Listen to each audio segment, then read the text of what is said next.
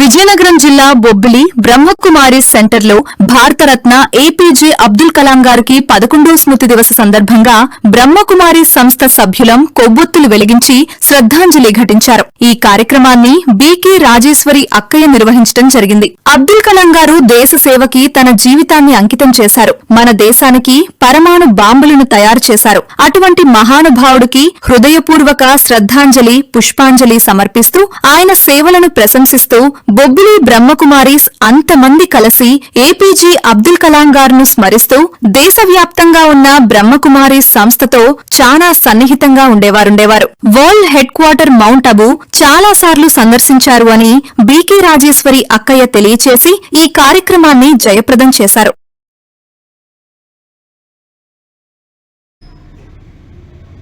మన మాజీ రాష్ట్రపతి భరతమాత ముద్దు బిడ్డ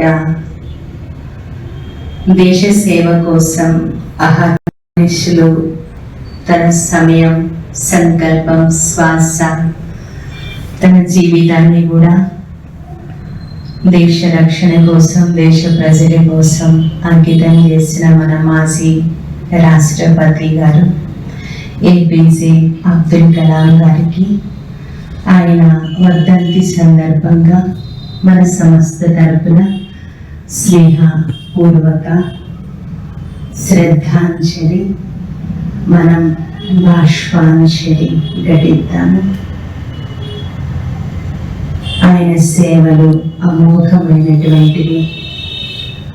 బ్రహ్మచారి జీవితాన్ని దేశ సేవ కోసం కుటుంబం, వివాహం కూడా చేసుకోకుండా తన సేవలకు ఆటంకం కలుగుతుంది అనే ఉద్దేశంతో సర్వ మతాలు ఒకటే గౌరవిస్తూ ఆయనకు భగవద్గీత అంటే వాళ్ళ గ్రంథాలు, వాళ్ళ పద్ధతులు గౌరవిస్తూ పరమత సహనాన్ని కూడా ఆయన గౌరవించేవారు. అలాంటి మహోన్నతమైనటువంటి స్వచ్ఛమైన మనసు, స్వచ్ఛమైన హృదయము, దేశ సేవ కోసం నిస్వార్థంగా సేవ చేశారు అంటే మన కాలంలో చూసిన వాళ్ళలో విశేషమైన వ్యక్తి మన మాజీ రాష్ట్రపతి అబ్దుల్ కలాం గారికి మన సంస్థ తరపున మరొకసారి స్నేహపూర్వక శ్రద్ధాంజలి, బాష్పాంజలి, నమస్సుమాంజలి.